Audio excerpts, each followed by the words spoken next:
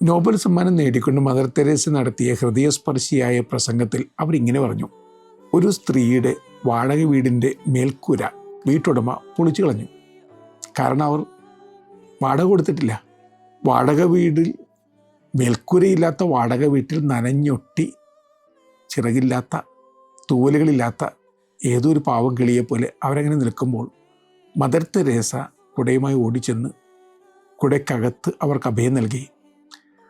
അവർ കരഞ്ഞുകൊണ്ടിരിക്കുകയാണ്. അവർ പറഞ്ഞു, ഈ വീട്ടുടമ മേൽക്കൂര പൊളിച്ചു മാറ്റിയതിൽ എനിക്ക് സങ്കടമൊന്നുമില്ല, അത് നോർമലായ ഒരു കാര്യമാണ്. പക്ഷേ സങ്കടപ്പെടുത്തുന്ന കാര്യം, മേൽക്കൂര പൊളിച്ചു നീക്കിയപ്പോൾ ഈ മഴയത്ത് ഞാൻ ഇങ്ങനെ നനഞ്ഞൊട്ടി നിന്നപ്പോൾ കൂടെ നിൽക്കേണ്ട മകനും മരുമകളും കൂടെ നിന്നില്ല, അവർ ഒറ്റക്കാക്കി കളഞ്ഞു.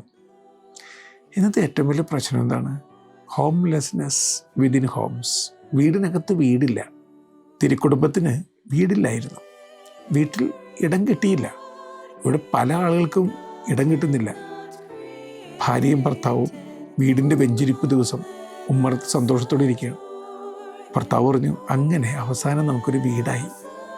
അപ്പോൾ ഭാര്യ പറഞ്ഞു, പതുക്കെ പതുക്കെ ഈ വീടിനകത്ത് നമ്മളൊരു വീടുണ്ടാക്കും. ഈ വീടിനകത്ത് വീടില്ലാത്തതാണ് പല വീടുകളുടെയും പ്രശ്നം.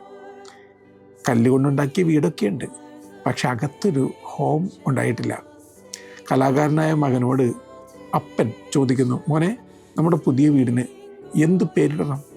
അവൻ കലാകാരനാണല്ലോ, ഉത്തരം പറഞ്ഞു, കല്ല് വീടെന്ന് ഈ വീടിന് പേരിടണം. കല്ല് വീടോ? അവൻ പറയുന്നു, കല്ല് പപ്പയും കല്ല് മമ്മയും കല്ലായ ഞാനും. അപ്പോൾ പിന്നെ കല്ല് വീടല്ലാതെ വേറെ എന്ത് വിളിക്കും ഈ വീടിനെ? വീട് വിട്ടു പോയ ഒരു പെൺകുഞ്ഞിനെ വീട്ടുകാരും നാട്ടുകാരും ചേർന്ന് റെയിൽവേ സ്റ്റേഷനിൽ കണ്ടെത്തി. ആരോ അവളോട് ചോദിച്ചു, എൻ്റെ പൊന്നും മോളെ, പ്രശ്നങ്ങളുണ്ടായെന്ന് കരുതി വീട് വിട്ടു പോണോ? കുഞ്ഞുടൻ തന്നെ കൂളായിട്ട് മറുപടി പറഞ്ഞു, അതിനെയൊക്കെ ആരെങ്കിലും വീടെന്ന് വിളിക്കുമോ? എൻ്റെ പ്രിയപ്പെട്ടവരെ, നിങ്ങളുടെ വീട്ടിലെ ഏതെങ്കിലും ഒരു അംഗം ഇങ്ങനെ പറയാൻ ഇടവരുമോ? ഇതിനെയൊക്കെ ആരെങ്കിലും വീടെന്ന് വിളിക്കുമോ? Homelessness within home.